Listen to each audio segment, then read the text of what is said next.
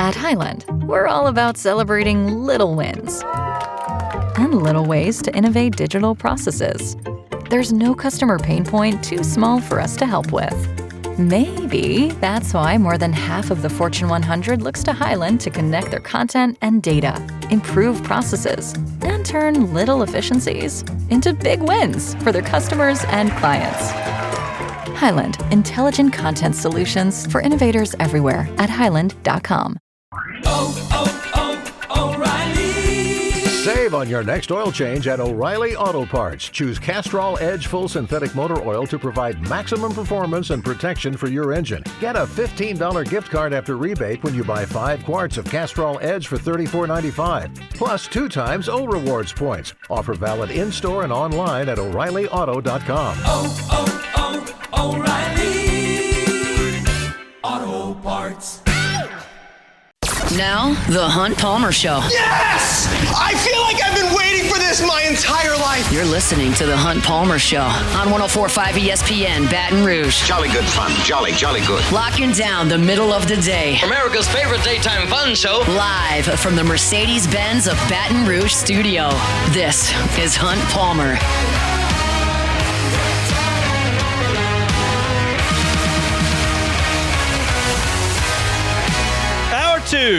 Wednesday edition of the Hunt Palmer Show. Half the work week officially in the rear view mirror. Appreciate you hanging out with us here on 104.5 ESPN Baton Rouge. Should the Saints trade for Justin Fields? We'll talk about that in 15 minutes. My SEC baseball power rankings coming at you later in this hour as well. It's time of the week we always talk to Matthew Brune, part of the Bengal Tiger over there on 3. He joins us now on the Jim's Firearms Hotline. Matthew, how are you? Hey, Hunt, doing great. Weather's good. I'm doing well. Weather is good. LSU women's basketball. I hadn't talked a ton about that. We've seen a pretty large sample size now as they continue to progress towards March, which is really all that matters in Kim Mulkey's world at this point. How do you feel about their chances to reach the Final Four and compete with the championship based on the upper echelon of the sport right now? Yeah, I think they have a really good shot. Honestly, the top of the sport is very not as flat as, like, let's say a college football, as we just went through the year where it didn't seem like there was a dominant team. I think there's a clear top tier in women's basketball, and I do think LSU is in that tier. I think LSU is with Texas and South Carolina, as they proved by playing with them on the road. I think they're in the conversation with Juju Watkins at USC and Notre Dame and UCLA. I think that whole group is capable of winning the title, and LSU isn't going to be the favorite by any means, but I think they're in that 5 to 7 range in terms of contenders, and I think that puts them in position to be a 2 seed in the NCAA tournament most likely, and that's better than what they've been the last 3 years, and I think that sets up nicely for them to at least make another Elite Eight run. Yeah, that's kind of my question. Like, does it matter if they're a 2 or a 3? Do they need to try to get to a 1? Can they get to a 1? Is anything that they do over the next 2.5 weeks of a lot of consequence, or really it's just going to be how do they play when they get to that second weekend? Yeah, I wrote about this morning, actually, over on the Bengal Tiger on 3, and the most likely outcome is that they're going to be a 2 seed. Like, I think 80 to 90%, they're going to be a 2 seed. Really, regardless. But if they go and win the SEC tournament, and maybe that puts them in a 1 spot, I think that would be kind of the most likely outcome for them to get a 1 is they win the SEC tournament. Could they fall to a 3? Yes, it would be basically a collapse. Like, they play a ranked Alabama team and a good Ole Miss team. If they lost those, then yes, they would drop to a 3. But most likely they're a 2, which is higher than like I said, they've been the past few years. And I think that is significant because even if you go back to their title run 2 years ago, they had barely beat Utah in the Sweet 16. And then last year they barely beat UCLA, and those were both 2 seeds. And so, yeah, I think there is something to be said about getting a 2 seed, not having to play, a top 7, 8 team in the country in the Sweet 16 round and playing your cards from there. Talking to Matthew Brune from the Bengal Tiger, and a little basketball talk here on this Wednesday. LSU's men's team loses to Tennessee last night. Are they playing significantly better than they did in January? I think so. I think especially early January, and then if you want my big picture thoughts on this, I honestly think they've played well for most of this season. It's really just been the the road loss to Georgia, the loss at home to Texas. Like, there have been, like, the road loss, you could say, at Missouri. But, like, these are all just really, really good teams that, honestly, at this point, I think they've played really tight with Florida, Tennessee, go down the list. Ole Miss. Yeah, go down the list of teams here. They've shown they can be competitive. It's just what we've talked about before. They just do not have enough offensive firepower to get over the hump in these games. And it's disappointing to watch, but I just watch every single game. I'm waiting for another letdown. I'm waiting for another, like, Texas game where they just don't come out for a half, but it just really doesn't happen. And I'm impressed by that at the very least. Shea Dixon, your colleague over at the Bengal Tiger, wrote that LSU plans to hang on to Matt McMahon and to increase the war chest, so to say, with NIL to try to go out and get some more players. What are your thoughts on the story that he wrote there and what that could mean for LSU basketball? Yeah, I mean, I kind of saw it coming. I didn't think they were going to get rid of McMahon this year, even if, they went 1-16 or 1-17 in conference. I thought they were going to give him another year just off of how last year went and the situation that he was in and everything. I think everybody, including Scott Woodward, was on the same page about all that. And it's really nothing, shocking to me as someone who talks to a bunch of coaches, not just at LSU, but at other schools across the country.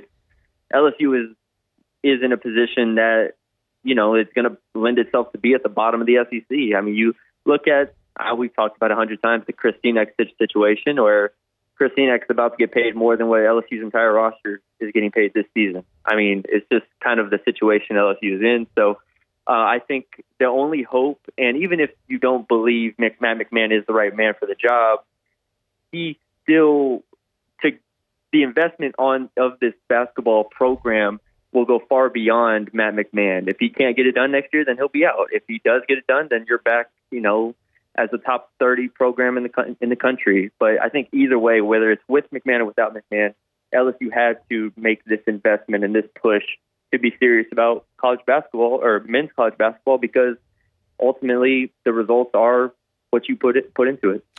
I look at the crowd last night and I get it. Like, they've got 3 league wins. They don't win at home very often.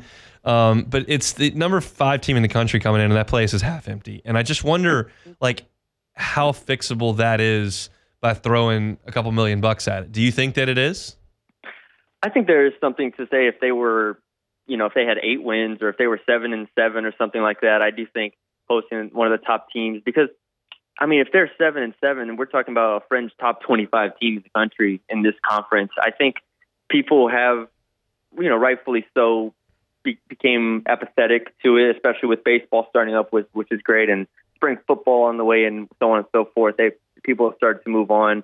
I think they've done a good job in terms of getting students out there, for most of these games, especially with all their promos and stuff. But in terms of regular attendance, it's definitely, it's been what you would expect at this point. I continue to say, and I think you've said it even on your show, it's like, if you're pulling people, LSU fans, like, it's going to be football, baseball, and then, you figure it out from there. Yeah. And that's the hope, is that you can buy winning and that you can then build up a fan base and build up a following over the course of the next 5 years. I think that's the goal. I don't think it's anything that's going to get fixed in the immediate. If it's purple and gold in this town and it wins, people show up. Gymnastics is very much proof of that. Women's basketball, very much proof of that. Baseball, back in the 90s, very much proof of that. So we'll see if LSU men's basketball can get where it was in the 80s and for a time there in the late 20-teens. Last question. The 3 freshmen are playing significantly more minutes than they did in early January. How do you assess their play and what that could mean for maybe next year of LSU basketball, assuming those guys come back? Yeah, that's the first thing, is you got to get them back. I think at the very least, you got to get 2 of them back. Obviously, you would love to get all 3, and they will push to get all 3 back. I'm just kind of, in my head, always skeptical of anybody.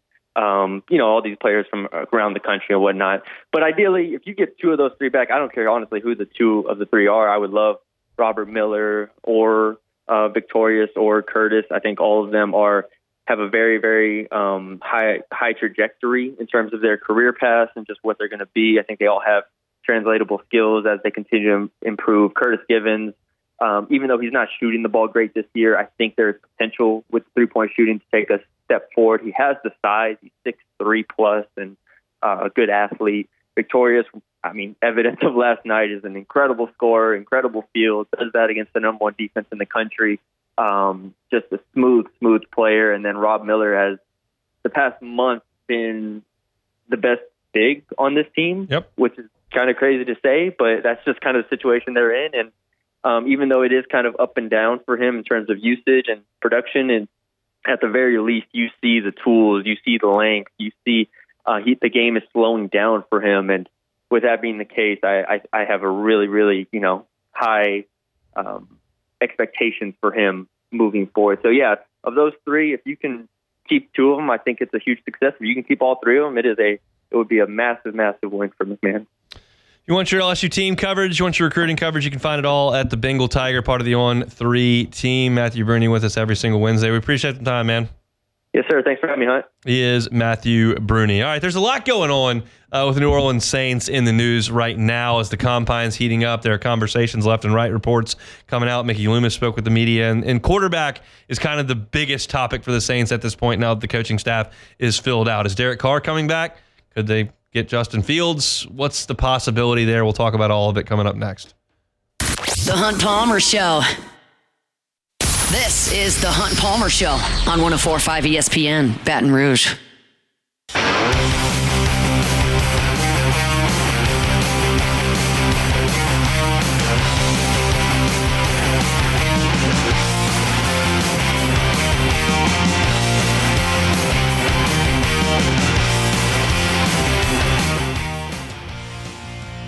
All right, let's talk some black and gold. There's a lot of Saints buzz today based on a couple of different reports, and it all revolves around the quarterback spot. So let's get into it, and let's be clear as well. This is now the most interesting piece to the Saints puzzle.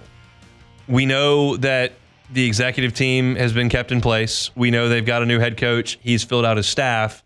Now it comes to the roster, and the roster starts at quarterback. So this is the next frontier for the Saints in their rebuild, reboot, new era, whatever you want to call it. This is next. And let's start with Nick Underhill from New Orleans.football, who is reporting from the Combine and has essentially said, the Saints are not going to move on from Derek Carr. As he tweets out, sounds like the Saints plan to keep Derek Carr at quarterback. Mickey Loomis said they feel like they've got a QB they can win with, and Kellen Moore said the team feels fortunate to have Carr. Moore and Carr have met. Sounds like it went well. Still has some contract stuff to figure out. That obviously is revolving around the money that Derek Carr is owed, his cap hit, the dead money, the year, all of that has to be worked around. First things first. I talk about this all the time. I don't really care what you say in a press conference. Because clearly, Mickey Loomis is not going to go to the podium or speak to someone on the record when he knows it's going to get published and say, Carr, we signed him, Dennis wanted him, and he's never been that good. He hadn't been that good for us. I don't think we can win with him, so we're trying to get rid of him, and I think we can get Justin Fields, so we'll see if it works out. He's not going to say that. So saying that you're fortunate to have Carr and that he and the coach have met and things went well and all that's well and good, it's really the only thing you can say. So I'm not questioning Nick's reporting at all. He's brilliant at his job. I'm just saying if things are, in fact, looking a different direction, you're never going to get that on the record at this point in the calendar. So take that with one grain of salt. The Saints may move forward with Derek Carr, and they may try to figure out the cap gymnastics to do that, and they may think that that's the best way to try to win games this year. But ESPN wrote a story today. Seth Walder predicted Justin Fields to be the Saints quarterback in 2025. Now, keep in mind, this is directly contradictory to Nick Underhill, but that's the beauty of the talk radio program. We can discuss both. Walden writes, Carr is owed a fully guaranteed $10 million roster bonus and a non-guaranteed $30 million salary. The former, that $10 million, is a sunk cost for the Saints. The latter can and absolutely should be saved. Holding Carr's $30 million salary on the cap until June 1, which is what the Saints will have to do even if they designated him as a post-June 1 release, will be a challenge. I've seen some potential paths proposed. They might be able to get there via salary restructures thanks to a higher than expected 2025 salary cap, or they could ask Derek Carr to reduce his 2025 salary, knowing he will be cut anyway. That might cost something, though. Assuming he can avoid paying that $30 million to Carr, New Orleans ought to embrace a full rebuild, which means paying players with future upside. Fields and a rookie could make sense in that context. There's still a possibility Fields can kick his level of play up a notch, and if not, a mid-round rookie can get some run. My only hesitation is that even if Fields might be too expensive for the Saints given how rough their salary cap, situation is. So that's a lot to unpack there. But essentially, Nick is reporting Saints feel like there's not a rebuild coming. They still want to be competitive. He did tweet out that Mickey Loomis said they want to be more aggressive in free agency than they were this past year, and that Derek Carr is their guy. And then you've got Waldron, who comes on and says they got to cut Carr. They're going to eat the $10 million. Hopefully they can spread the $30 million out, figure out a way to move on from that, take on Justin Fields at a slightly higher than normal backup salary, plug him as a starter, draft a quarterback, and move forward. I think there are flaws in all of that if you're talking about an ideal world. We probably shouldn't be talking an ideal world. We probably should be talking about a more realistic world, but let's go ahead and talk about an ideal world. An ideal world, you get a young, cheap quarterback. Derek Carr is neither of those. He's not a super expensive quarterback because he's not a super elite quarterback, but he's not cheap. Justin Fields has a chance to be cheap. And if you can get Justin Fields on some sort of one-year deal and something clicks with Kellen Moore and Justin Fields, you might have something really good. The odds are Justin Fields would come to New Orleans in a subpar situation like he had in Chicago, and then the weird deal in Pittsburgh where he's splitting time with Russell Wilson, and he won't be that good. And then you just move on. But I'm okay grabbing a lottery ticket at quarterback every once in a while. You want to draft Spencer Rattler right after Jake Haener? I'm fine with it. You want to take Justin Fields on a fairly cheap, real cheap compared to NFL starting quarterback deals while you're moving on from Derek Carr? I'm okay with it because there's a chance it could hit. You know what's not going to hit? Derek Carr's not going to hit. Derek Carr is not going to massively elevate his level of play. Now, I talked about him yesterday and said he's not terrible. He's not terrible, but he's not good enough for the Saints' current roster to elevate. He's just not. And I don't think, despite what Mickey Loomis has to say, that the Saints have enough salary cap flexibility to supplement the roster to an extent that they reach another level with Derek Carr. Now, what Justin Fields could offer, if you could get him to New Orleans, is a young quarterback that even though you might have to pay him significantly if he does hit, he's got some years to play for you, and you can spread the deal out. You can't spread anything out with Derek Carr. He's old. So this is attractive in a number of ways if you can make it work. The question is, can they make it work? But that question can only be answered if you decide that you're moving on from Derek Carr, and that decision appears like is not going to be made based on Nick's reporting. It's like 5 different dominoes that have to happen.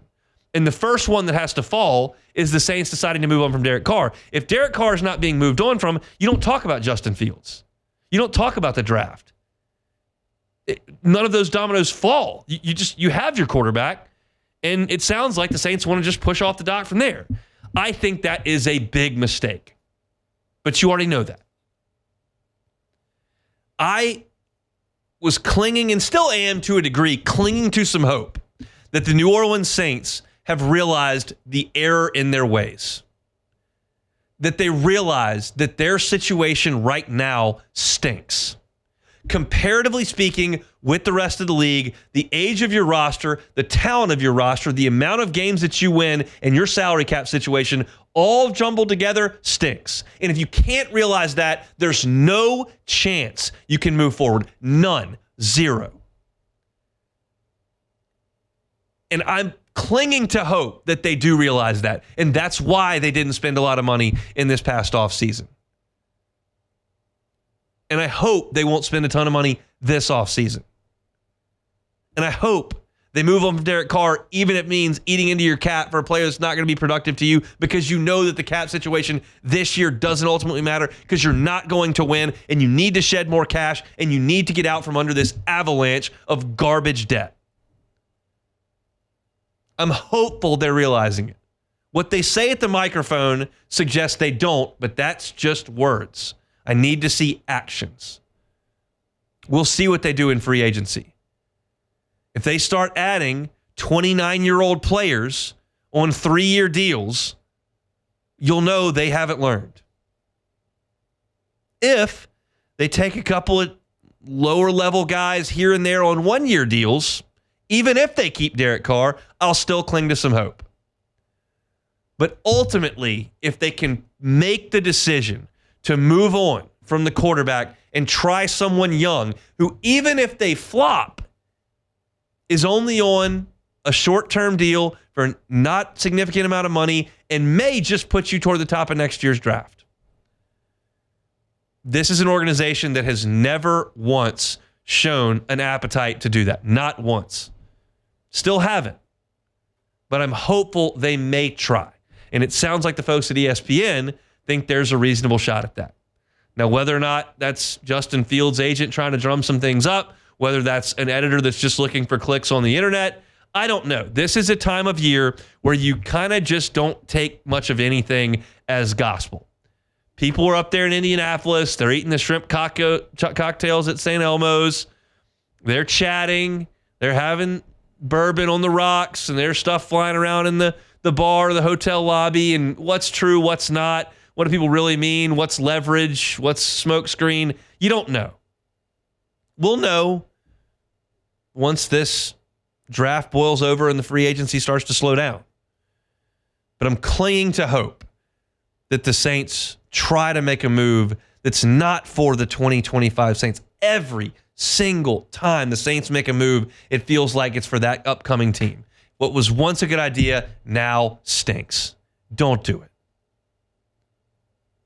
Don't restructure Carr to free up cap space for this year to go sign 30-year-old players who are past their prime and cost more than cost-effective, I use air quotes, players that you could get in the draft, that you could get as undrafted free agents.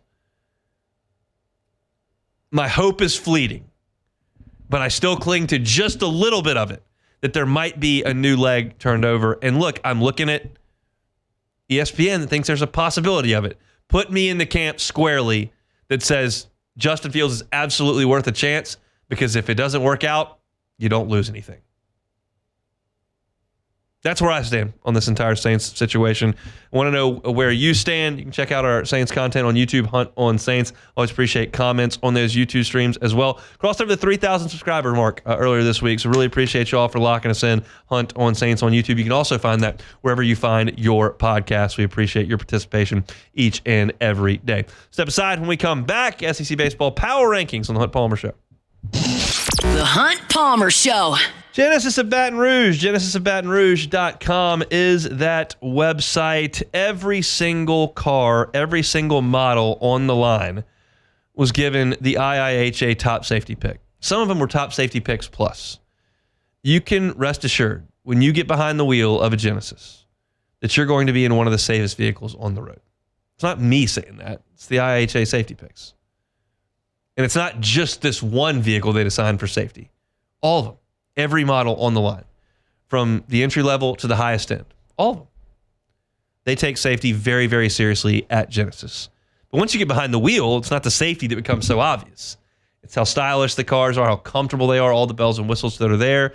And the brand ambassadors at Genesis of Baton Rouge are going to do a fantastic job of walking you through the entire process. You can do it at the lot, Airline and PQ, or you can do it online at genesisofbatonrouge.com. It's Genesis of Baton Rouge. genesisofbatonrouge.com.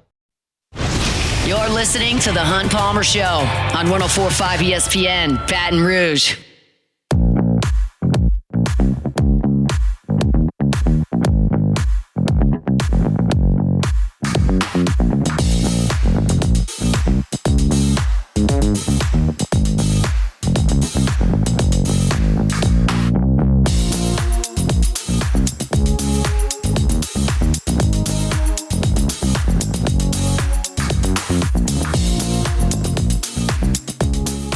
fun show here on this Wednesday. Appreciate you hanging out with us. Talked a little bit of Saints football there in the last segment. LSU football recruiting at the end of hour number 1. Koki Riley is in Dallas for LSU and Dallas Baptist tonight. We'll be in Frisco this weekend for the Frisco College Classics. We talked some LSU baseball with him. It was a What If Wednesday. Tons and tons that go on each and every Wednesday here on the Hunt Palmer Show. One of which of those topics is my SEC baseball power rankings. Let's do it. Hunt's SEC Power Rankings. Texas A&M! That's not the right button to push. Yeah, right letter to start with, just the wrong button. Yeah, I made a mistake.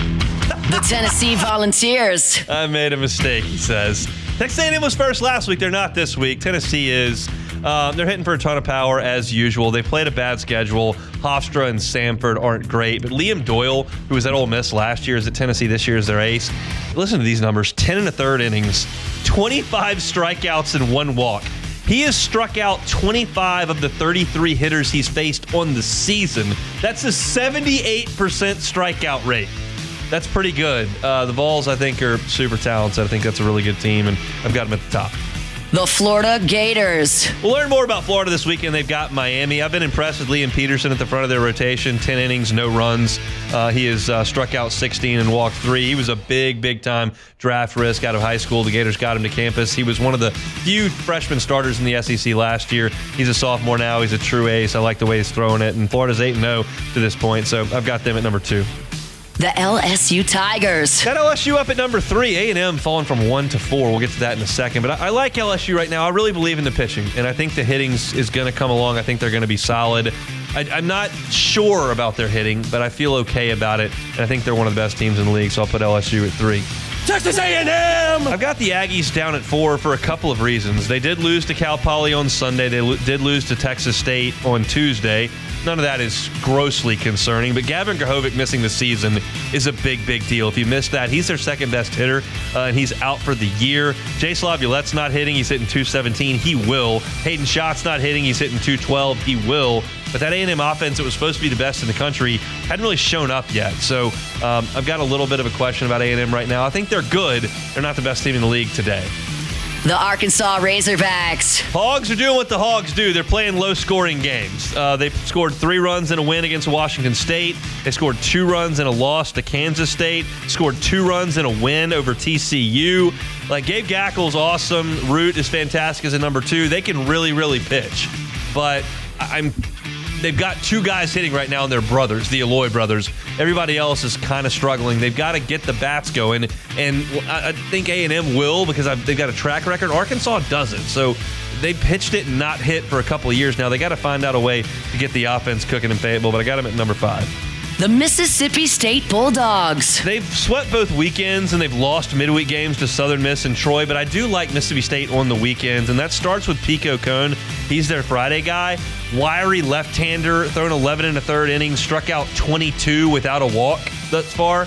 Again, bad competition, we know, but I've watched his starts, and I think he's got good stuff, and I think that they've got some guys that can swing it led by Hunter Hines, so I like Mississippi State. I don't love Mississippi State. I like them at number 6. The Vanderbilt Commodores. Anchor down. The Doors are swinging the bats right now. They've scored 50 runs in their last 30 innings. They're 8-1. They've tested themselves outside of Nashville, so they're not the juggernaut they have been in past Corbin years, but I like this Vanderbilt team right now. I've got them at number 7. The Texas Longhorns. Texas has 2 good wins. They beat Ole Miss and they beat Oklahoma State. They're in Las Vegas this weekend. They play Washington, Texas Tech, and Illinois. Everybody believes that Texas is going to hit a ton. They haven't really hit a ton outside of the game against Ole Miss when they scored 10 runs. Their pitching's been decent against some subpar competition, so they should be talented at Texas. Jim Schlossnagle's a great coach. I'll give them the slot at number 8 there. The Georgia Bulldogs. This is crazy. I've watched some video of Georgia intermittently, and their staff throws really hard. They couldn't pitch at all last year, and now Charlie Condon's gone. Charlie Goldstein is slinging it for him over there. They can pitch it better than they can hit it, I think, right now, and I think they'll hit some. Wes Johnson is doing a pretty good job, and a job that should be easier to win at than they have in recent past. I've got them at number 9. The Alabama Crimson Tide. With guys like the superstars from last year, your Tommy White, your Jack Caglione, your Charlie Condon, your Braden Montgomery. Those guys gone. You need to get to know Justin LeBron because he's probably the best guy in the Southeastern Conference and not named Jay Slavulette. You're talking about a guy who hit 2 opposite field home runs over the weekend. In Jacksonville. He's a really good defensive shortstop. Like, he could be the number 1 pick in the draft next year. He is as good a player as there is in the SEC. And the rest of the team is pretty good as well. They've got a couple of guys who are transfer pitchers. Riley Quick is one of them. I think this is a pretty good Alabama team. They're 10th, which sounds bad. I think the SEC is really good at baseball. I think Alabama's better than I thought they were going to be. The Oklahoma Sooners. This is all about the rotation for Oklahoma, and it's got to start with Kyson Witherspoon. His twin brother Malachi pitches in the second games, but he's the ace. 7 innings against Minnesota last week, 12 strikeouts, no walks, just 1 run on 3 hits. He's going to face really good arms on Fridays in the SEC, but he looks to be up to the challenge. He's a Team USA guy, and then Cam Johnson is going for them in Game 3s right now. He walked a ton of guys in the opener, got hit around in his second start, but that's a big talent on Sundays. I tell you about Chase Shores. Cam Johnson's a big talent on Sundays. If he can throw it over the plate, that's the key for Oklahoma is the starting pitching staff. The Ole Miss Rebels. Hunter Elliott, you probably remember that name. He was a big part of them winning the national championship 3 years ago. He's back. He looks really good. Spin rate's good on the breaking ball. Fastball velocity's up. He's finally healthy from Tommy John surgery. And Luke Hill from right here in Baton Rouge is clearly their best hitter. Nobody else is really hitting right now. And that's the issue for Ole Miss. But I think this is part of the conference where you get to that I'm not as confident in, probably after Oklahoma, and starts with Ole Miss. The Kentucky Wildcats. Kentucky's playing a lot of road games, as they always do. I don't know if that's because they prefer to go on the road, if that's because they think it's going to help the RPI, whatever. And I'm looking at box scores. I still don't see a lot of power. I still don't see a lot of strikeouts from the staff. I just don't trust that way to win. It's not to say you have to do it one way. Kentucky got to Omaha doing it another way last year. I just don't love it. The South Carolina Gamecocks. Palmineri's leaking oil as far as pitchers go. They're winning a lot of games, and he's mentioned LSU in a lot of press conferences. Y'all see this. He went to the press conference on Saturday after they won a game and says, I don't want guys to get bored winning baseball games. It's hard to win games. LSU lost to Omaha today. Probably needs to chill out on that, calling out LSU in press conferences, but I don't think he's got a very talented team, and so I don't trust them at all. Got them down at 14.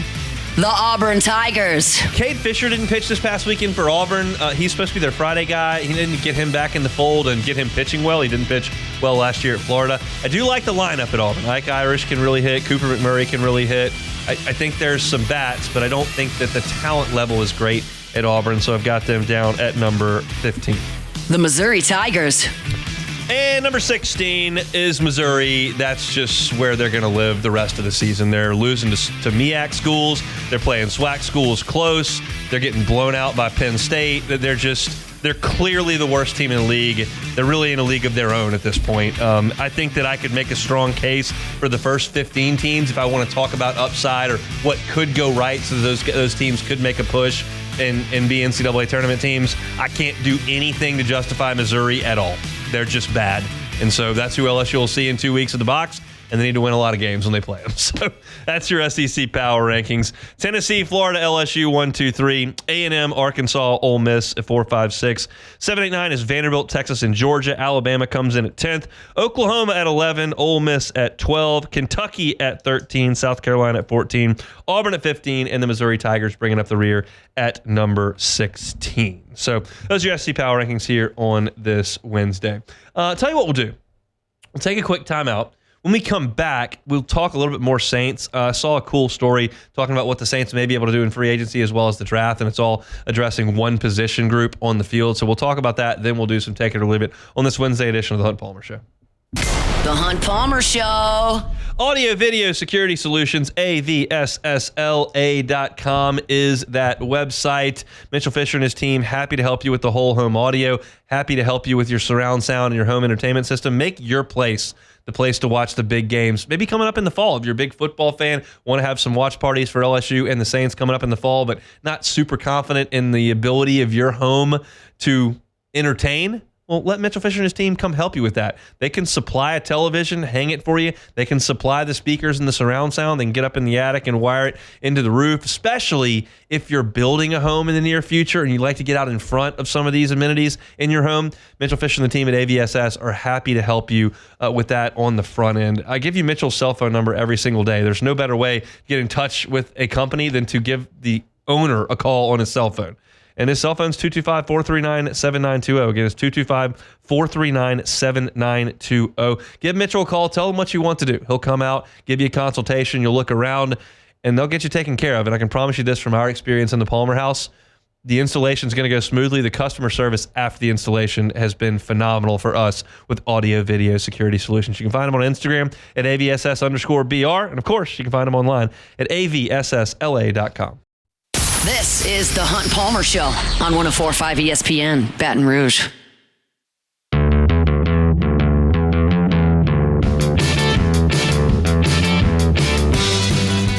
Join us at the Louisiana Outdoor Expo at the Lamar Dixon Expo Center from March 14th through the 16th. Head over to the front or back booth and register for your chance to win a U10 new canoe. I think is what it says. NUCANOE. I guess it's new canoe. A compact, versatile kayak, perfect for fishing and hunting adventures. Visit 1045ESPN.com for details. Also, you can join LSU Athletics and the Tiger Athletic Foundation for Bayou Traditions' second annual gala, a Louisiana Saturday night featuring Jordan Davis on the field in Tiger Stadium Saturday, May 3rd. We are giving you on-field access. Register to win a spot at our table at 1045ESPN.com. Support LSU student athletes, NIL opportunities, and reserve your table at lsutaf.org/events. How'd that read go?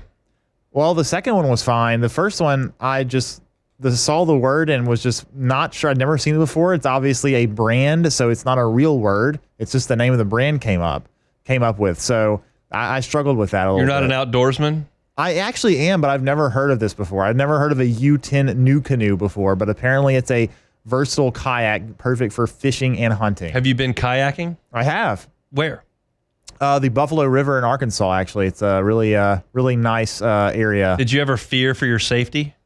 No, I never did. I did tumble over a few times on a couple of I can't see your frame handling a kayak very well. Well, no, it doesn't. I'm more of a canoe person because kayaks are usually pretty small and I don't really fit in them very well. But yeah, I can do it. It's just a little tough for me, but canoes I can handle pretty well. But yes, I have. I can't say I've ever been kayaking before. Never been in a canoe, but you had to go on in a canoe when you were a kid, huh? I would think. I can't pinpoint that journey. Yeah. Went with a huge college group whitewater rafting in Tennessee somewhere. Yeah. I don't think our behavior was very good on that trip. Sure. And I don't know that we followed a lot of the safety recommendations, which was probably poor decision making on our part. But that was 5 years of pretty poor decision making, if I'm being quite honest. So it was fun. We enjoyed it, but I'm not sure that I did a lot that would be applicable to this giveaway that we're doing. Where do you go on gala or gala? I've heard both. That's a gala. Gala. I don't know. I've heard multiple. It looks like gala, but I would say gala. But if you were asking me to spell gala, I would go GALLA. Yes. So I've just heard it different ways. It's probably just something that we in this part of the world just don't quite pronounce properly. Yeah. And you know what? I'm kind of okay with that. I'm also okay with calling an audible on this Saints talk that we were going to do here. I want to do it again. I will do it tomorrow. It's interesting stuff, and I want to spend more time on it than we have here at the very end of the show. So we'll get to that. To tease it for tomorrow's show, the Saints need desperately to rush the passer a little bit better. I don't know what Chase Young's future is, and they may need to address that either in free agency or the NFL draft, and we'll talk about what they can do to make that happen in this coming offseason. LSU and Dallas Baptist will play tonight. I wanted to mention this before we preview that game briefly. Dallas Baptist has been remarkably consistent under Coach Hefner. They are one of 5 teams in the country to have made 10 straight NCAA tournaments. LSU, incidentally, is one of those as well. But Dallas Baptist joins a group of Florida, LSU, Oklahoma State, and Vanderbilt of teams that have made the NCAA tournament the last 10 years. And this game tonight is very likely going to be a quad one game for both teams. I went back and looked at Dallas Baptist's RPI at the end of the year, the last 4 seasons. They've been 21, 14, 30, and 42. So clearly in the top 50 every year. Every year is different. I don't know what Dallas Baptist is truly going to be this year. But generally speaking, that's a top 50 team. And when we talk about LSU, more often than not, when we get to the end of May, we start talking about what the RPI looks like, what quadrant one's wins look like, what your wins against the top 50 look like, and you're either matching that up against top 8s or host sites, whatever the case may be. And so this is one of those that may be a little bit louder than some others. I highly doubt 3.5 hours in February are going to dictate LSU's future entirely, but it's going to be a quad one game for LSU tonight, and I think it's a good opportunity to take on a quality team. Dallas Baptist is a homegrown team. Their top 5 hitters, 3 are guys that they brought in from high school and 2 are junior college players. That's kind of the old school. It's not exactly just pillaging group of 5 teams, lower level teams, and taking their all-stars and building your team up. They've developed, and they've got some guys that can really swing the bat. Grant Jay has been awesome for them thus far. You're talking about a guy who is hitting .571 in 7 games. He's got 3 home runs and 13 driven in. He's got all 3 of his homers in the last 2 games that Dallas Baptist has played. Tom Poole's a JUCO transfer, but he's in his 3rd year at DBU. He leads the nation in runs scored. He's getting on base at a 63% clip. So they've done a good job early in the season of scoring some runs. It'll be a challenge for Connor Ware, and I'm looking forward to seeing him take that on. LSU can pitch this game kind of however they want. William Schmidt's not available tonight. Gavin Guidry's not available tonight. I think everyone else is. So if you want to go Ware for 3 and then hand it off to Zach Cowan for 2 or 3, I think he can go even though he pitched on Saturday. I think that LSU can do a lot of different things. You want to go to the freshman, you want to go to Rizzi, you want to go to Kason Evans, you can do that as well. I'm interested to see how Jay Johnson plays this, and I'm interested to see how LSU handles themselves in this game. I think it's going to be kind of offensive. I do think there are going to be some runs scored in a good hitting environment there in Arlington, and thrilled to see what happens tonight at 7 o'clock in Globe Life Field. We'll be talking about it on tomorrow's show. All right, let's play some Take It or Leave It. Back. Take it or leave it. Take it or leave it. Today's hottest stories in sports, news, and sometimes even Hunt's life. The question is, will he take them or leave them? Just take it. All right, first one here. I didn't see this, but this was on Sunday, I believe. The Golden State Warriors played a game. I think it was the Oracle Center. I don't know if they still call it that. Anyways, they played a home game, and they retired a number. They retired a player's number. Steph Curry, he's still playing. He's still playing. Klay Thompson doesn't play for them anymore. He doesn't, but he's still playing in the NBA, so probably going to be a little bit of time before they decide to do that. Draymond. No, he's still playing too. All right. It was Andre Iguodala. Andre Iguodala's number 9 retired by the Golden State Warriors. Take it or leave it. I'm going to leave that. Leave it alone. It just seems like he was a really good player on a team that was really, really, really good, and he did get that one MVP, which is probably why they did it. But I think if Andre Iguodala plays for the Hawks or the Clippers, you don't really know who that is. Yeah. So I'm out on that as a general concept. I'll say it's interesting. The NBA is the only league I've ever seen this. I've seen it. There's been other players. I think it seems like sometimes teams like reward locker room guys. Like the Oklahoma City Thunder retired Nick Collison's number. He was. I didn't know that. Yes, he was Good Lord. he was a perennial 8th man on that team. I think he averaged probably 10 minutes a game, and they retired his number because he played there his whole career, and he was a locker room guy. That's a stupid thing to do. I don't disagree with you, but for some reason the NBA seems to have taken this. Some teams anyway in the league have taken this turn. The Golden State Warriors rewarding Andre Iguodala was known as a good locker room guy too. He was obviously a pretty good player, but definitely not statistic-wise not worthy of probably a number retirement. But nonetheless, the Warriors will no longer have a number 9 on their team. Last one here. The NFLPA released their report cards for teams. Oh, did they? Yeah, and we'll have a few here. First of all, the Saints actually ranked 12th out of 32 overall for the teams. They get that nutrition center squared away where they were getting Fs last year. Well, they are still 31st out of 32 for food/dining. They are a D- grade. Which just unbelievable that the New Orleans Saints are 31st out of 32 in food and dining. Now, I understand you can't feed them jambalaya and red beans and rice because obviously that's not the most healthiest stuff. But you would think that we'd have enough culinary Bananas expertise. Foster after every practice. Yeah, Get probably not Antoine's great. out there. Probably not great. But you would think we'd have enough culinary expertise in the city to get us above 31. But also the New York Jets finished 29th, and they got an ownership grade of F. So that's special. Woody Johnson, just not exactly the best owner in the NFL, but the Saints ranking 12 out of 32. Take it or leave it. I'll take it. Seems about right. I don't think the Saints are the worst. They're certainly their ownership was best, an A actually. Seems for like they're the worst at cooking food. Yeah, that's an easy thing to get done. Yeah, it is. Just cook the food and make it tasty and healthy. Seems doable, but Saints can't quite figure that one out. We'll talk some more Saints a little bit. Woody Johnson gets an F. Let me be the owner. Give me all your money and let me go do it. I would do well. I don't know if you do well, but you maybe would do a little bit better. I would not get an F. You wouldn't let your son influence your decisions on my business calculus grade was an F, but I wouldn't get an F at that. All right, that's it on a Wednesday. We're reacting to LSU and DBU coming up tomorrow. Matt's going to drive you home next on AFR. The Hunt Palmer Show.